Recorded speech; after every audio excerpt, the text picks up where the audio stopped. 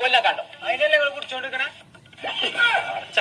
ഒറ്റ ഒന്നും തന്ന മലമ്പാമ്പല്ലേ എന്റെ പേര് നീർക്കോലി ഉണ്ടായിരുന്നു. ഓനെ കണ്ടോ? ആ അത് പറഞ്ഞാ പോയി. മനുഷ്യനെ പൊയിപ്പിച്ച ഓരോരോ സാധനം കൊടുത്തിട്ട് ഇത് കോയനെ കണ്ടോ? കോയ ചങ്ങായ തവളൊരു സാറിന്റെ ഒപ്പം വന്നിന്.